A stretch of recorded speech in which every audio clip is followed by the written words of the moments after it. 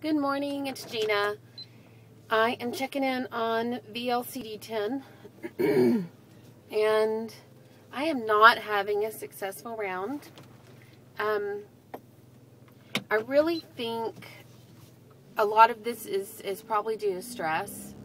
I know that on a previous round I had some stress going on in my life and I stalled for several days, and what this feels like is a prolonged stall at the beginning of a round, which is really unusual for me. That's when I have most of my releases, is the beginning of a round.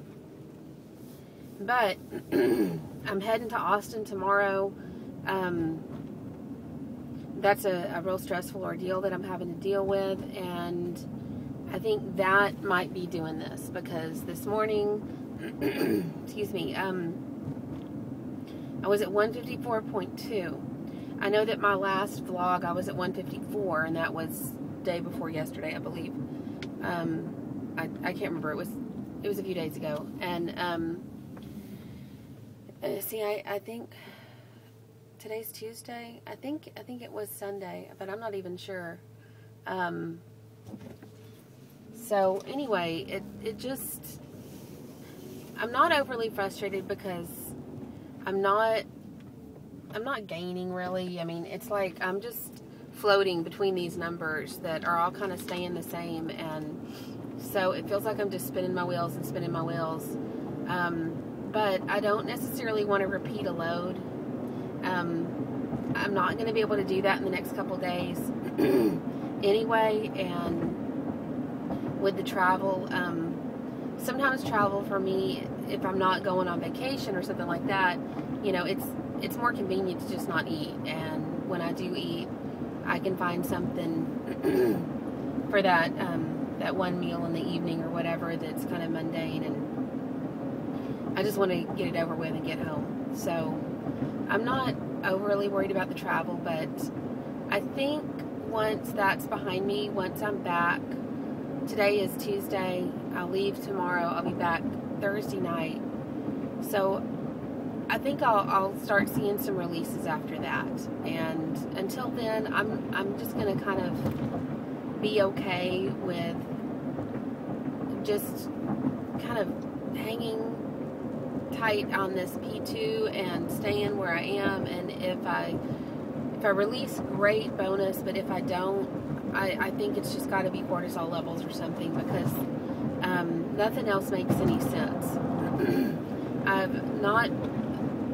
I've also not been really feeling the effects of the HCG like I normally do. I've not been feeling, well, I've been feeling hunger at times. I've been feeling lethargic. I've been lightheaded or having headaches, and so I can't help but wonder if maybe the stress is pushing through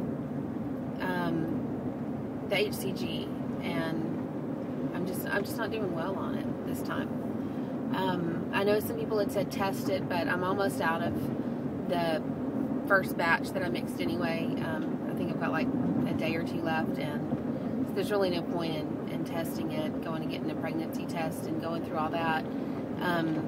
I'll be mixing a new batch. I'm sorry. Probably when I get home. And so it'll be like a fresh start, you know. That'll be like a whole fresh start. So that's what I'm hoping for, is that things turn around then and they get better at that point. So those of you that don't know what's going on, it's a long story and I don't really want to get into it at this point, but I can just say that, you know, I had a former client who became very disgruntled, who had a major personality disorder. And when you are in my line of work as a therapist and you get a disgruntled client, they have the right to file a complaint with your state board. And anybody that's out there that's listening to this that is licensed in any way knows that's like your worst nightmare. And when that happens, it just causes a lot of work to be done. It's like you have to prove yourself innocent. And they haven't done anything to me, but it's a process. It's a huge process of disputing what is said, doing the best you can to prove yourself innocent, and it's, your word against theirs, and it's going to cost you time and money and energy and drama and all of that, no matter what. No matter what. And there are some things that she has said that are bold-faced lies. Just, wow, where did you create that? You should be a writer. So it takes its toll, because you're having to process and absorb the information, and then you're having to try to figure out how to dispute a negative. You know, how to fight a negative. That didn't happen. How do I prove that that didn't happen? So it's just, it's ugly. So that's what I'm dealing with. So I have to go to Austin for the second time to meet with a board member to discuss this and see if we can come up with a resolution that is livable. I'm to the point where I just want it to go away, and I'm hoping that we can come to an agreement I can live with, so that it's just not right here on my head anymore. Because it's been 2 years.